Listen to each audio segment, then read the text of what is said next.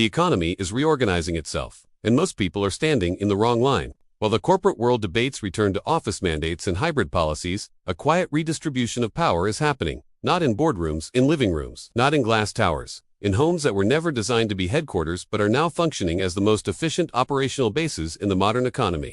This isn't about working from home. This is about understanding that your home has become the most undervalued asset class of the 21st century. By the end of this video, you will understand how to stop renting out your labor to depreciating institutions and start building equity in a structure that compounds while you sleep. You will learn the exact mechanism the top 1% of remote operators use to turn domestic space into economic sovereignty, and you will never look at your kitchen table the same way again.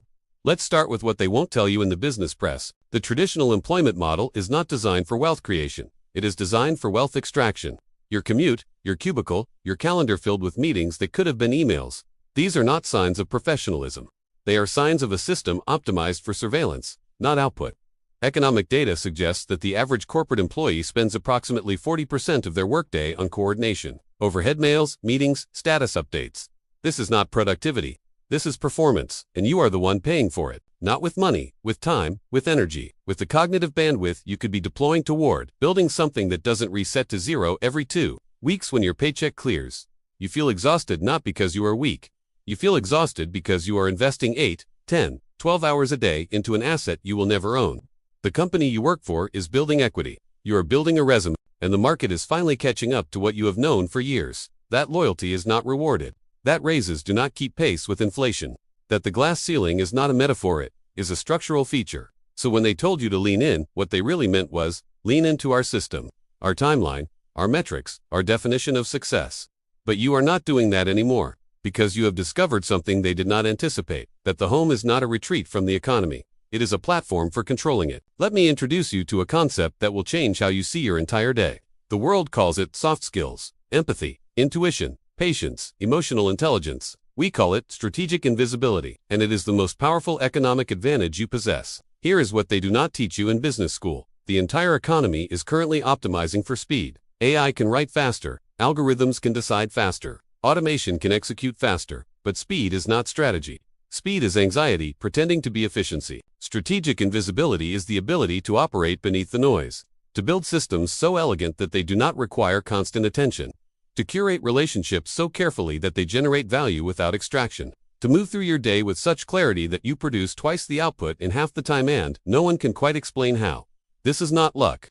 This is architecture, and architecture is what separates the people who work in systems from the people who work on systems. You are not a cog. You are the engineer. And the reason this advantage is so profound is because it cannot be replicated by machines. AI can mimic empathy. It cannot feel it. Algorithms can predict behavior. They cannot read the room. Automation can scale execution. It cannot make judgment calls in real time when the stakes are high and the data is incomplete. You can, and that is why the smartest operators in the world are not fighting to get back into the office. They are fighting to protect the perimeter of their domestic HQB, because they understand that proximity to distraction is the enemy of leverage. You are not hiding from the world. You are insulating yourself from inefficiency, and that is not soft, that is sovereign.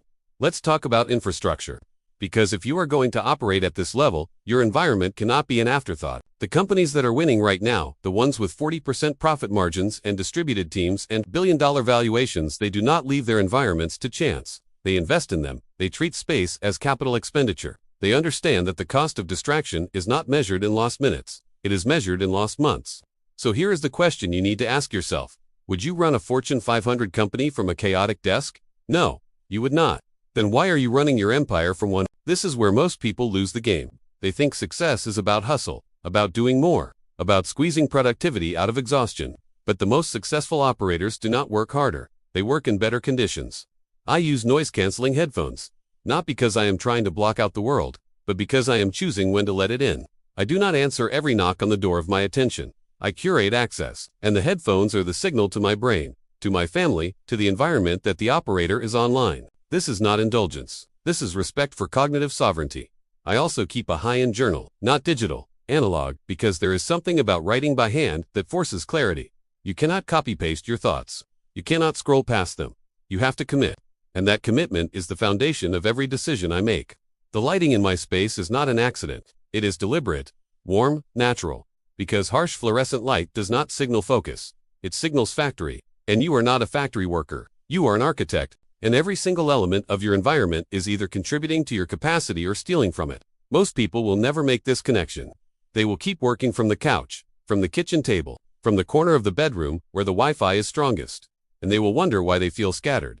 You will not wonder, because you will have built a domestic HQ so intentional that it generates momentum just by walking into it. That is not luxury. That is infrastructure. And infrastructure is how empires scale. Here is the part they do not tell you when they talk about entrepreneurship. The goal is not to make money. The goal is to build a structure that makes money inevitable. And that structure is not built in quarters. It is built in decades. This is the shift that separates the people who are exhausted by their work from the people who are energized by it. The exhausted ones are optimizing for cash flow. The energized ones are optimizing for equity. Cash flow is what you need today. Equity is what you leave behind. And if you are operating from your home, truly operating, not just clocking in from a different zip code, then every single hour you invest is building towards something that does not disappear when you close the laptop. You are not just completing tasks, you are curating intellectual capital. You are building systems. You are creating leverage that your children will inherit. The noise of your household is not a distraction. It is the reason. The reason you wake up before dawn. The reason you say no to opportunities that do not align. The reason you protect your energy like it is the most valuable currency you own, because it is. You are not building a business. You are building a dynasty.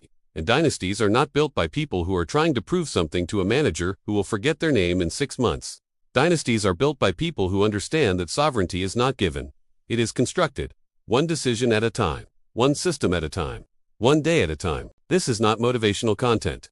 This is operational reality. And the only question that matters now is, are you ready to stop performing in someone else's system and start engineering your own? Because the economy is reorganizing itself. And the smartest operators are not waiting for permission. They are claiming the space they already have. They are turning the home into headquarters. They are converting obligation into architecture. And they are doing it quietly, because real power does not announce itself. It compounds. Disclaimer: this content is for educational and informational purposes only, and does not replace consultation with a professional. Always consult a qualified professional for any questions related to finance or business. Tell us where you are building your empire from. See you in the next video.